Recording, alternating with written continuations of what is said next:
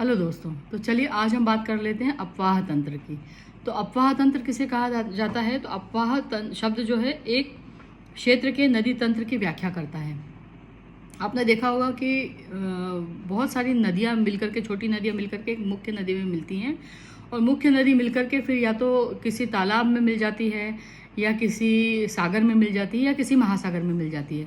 तो उस सागर में मिलने की जो प्रक्रिया का निर्माण होता है, उसी को हम उस नदी, जिस एक नदी तंत्र द्वारा जिस क्षेत्र में जल प्रवाहित होता है, उसे हम अपवाह तंत्र या अपवाह द्रोणी कहते हैं। तो जहाँ वो मिल रही है उसको क्या क्या कहा जाएगा? अपवाह द्रोणी कहा जाएगा। अब आपने देखा होगा कि भारत में जो है अपवाह तंत्र जो है वो दो प्रकार के हैं। एक तो हिमालयी नदियाँ हैं हमारे यहाँ पर, और एक प्रायद्वीपीय नदियाँ हैं। तो हिमालयी नदियों से हमारा तात्पर्य क्या है? हमारे हिमालय से निकलने वाली नदियाँ जो हैं वो ऐसी नदियाँ हैं जिनमें वर्ष भर पानी रहता है। एक तो वर्षा द्वारा जो जल प्राप्त होता है उनको, वो तो जल होता ही है उसमें, लेकिन बर्फ के पिघलने से भी जल जो है वो लगातार उसमें बहता है।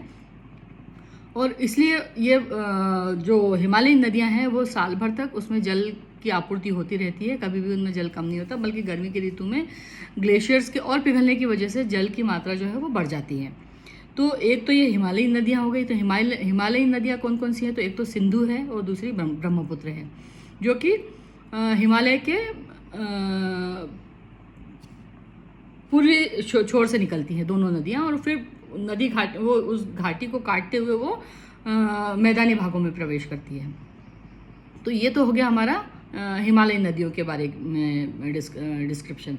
अब हम बात करते हैं प्रायद्वीपीय नदियों की। तो प्रायद्वीपीय नदियाँ वो नदियाँ होती हैं जो कि जिन्हें जो जल प्राप्त होता है वो वर्षा द्वारा होता है। वो ज़्यादातर उथली होती हैं, छिछली होती हैं, और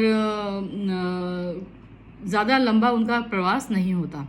और कई बार गर्मियाँ आते आते उनका जल या तो बहुत कम हो जाता है, उनमें जल की मात्रा, या कई बार वो सूखी भी दिखती हैं हमको।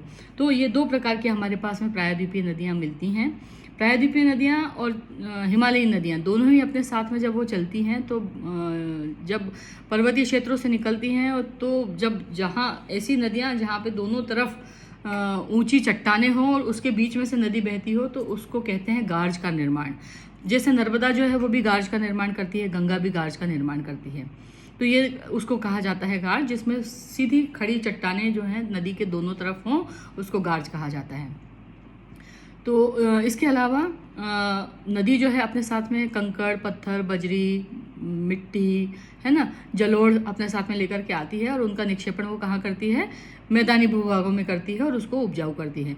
बारिश में भी जब बाढ़ आती है, बाढ़ की स्थिति होती है, तो नदी क्या कर रही होती है? उस समय में भी वो विनाश नहीं कर रही होती। नदी को हम बोलते हैं कि बाढ़ आ गई तो इतना नुकसान हो गया, ये हो गया, लेकिन नदी जो है वो अपना कार्य कर रही है। वो नदी उस क्षेत्र में जल जमाव करके उस क्षेत्र की जो उपजाऊ क्षमता है उसको बढ़ाने का कार्य कर रही है।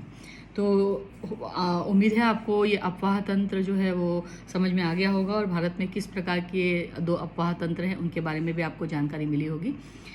हो सकता है आपको ये पसंद आई हो। अगर आपको अच्छी लगी है तो प्लीज़ इसे लाइक कीजिएगा।